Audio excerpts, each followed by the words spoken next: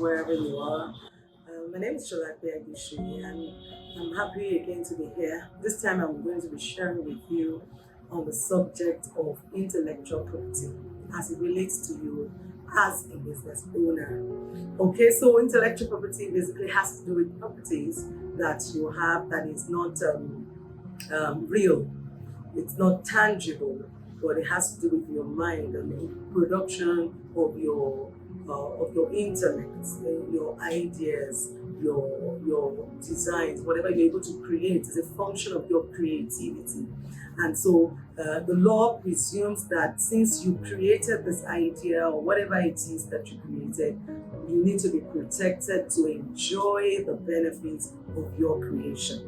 So as a business person, how does this relate to you? It either relates to you on the basis of the different types of intellectual property that we have, in terms of we have the industrial based intellectual property that has to do with your trademarks, that has to do with your patents, your design, or industrial designs. And then we have the aspect that relates to your literary production or products, copyrights, either with literary work or with artistic work. And when we're talking about literary work, we're talking about your writings, either as an author of a book or writer of article or whatever it is that you publish in the public, writing, even on websites, contents of websites and all that. It also includes creations such as artistic work, drawings, photographs, paintings, and so many things. Of course, movies, music videos, and all that fall under the copyright category.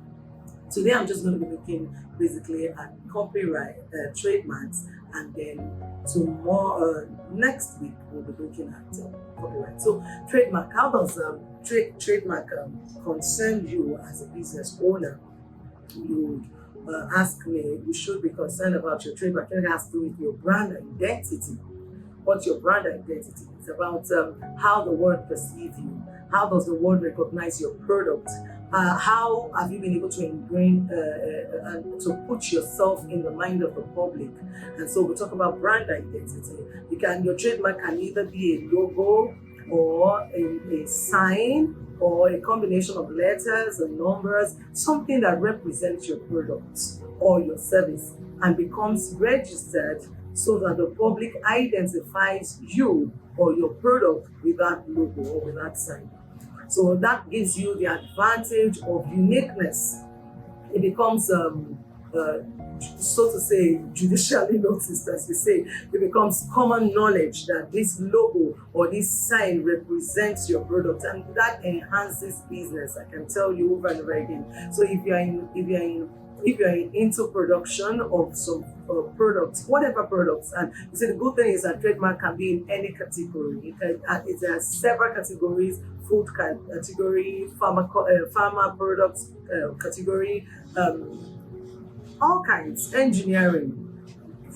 It's over 40 categories that you can register your trademark under in Nigeria.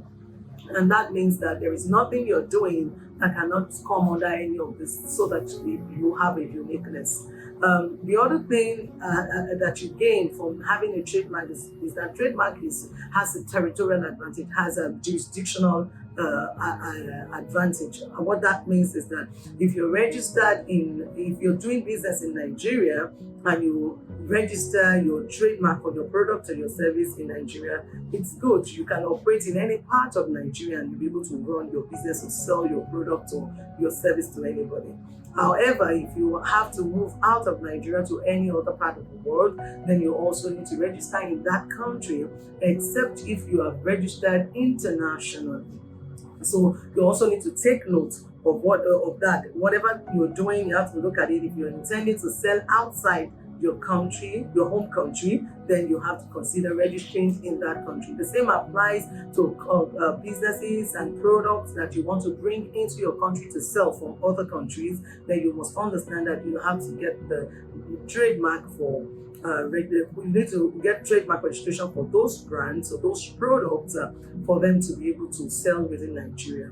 That's also because most of your other requirements in terms of approvals that you need to sell within a country would also require that you have a trademark for that product first. So if you're doing, for those of us that are into food industry, you already know that for you to get a NAFDAC number, you are expected to have a trademark. For Sun, whether you're registering under Standard Organization of Nigeria or SunCap or NAFDAC or similar regulatory bodies, then trademark registration is a requirement. So I think you should speak to your lawyer, and of course we'll be glad for you to speak to us to get your trademark registered. Don't forget to subscribe to this channel. Again, I'm happy to share with you, and I look forward to seeing you some other time. Thank you very much. Bye.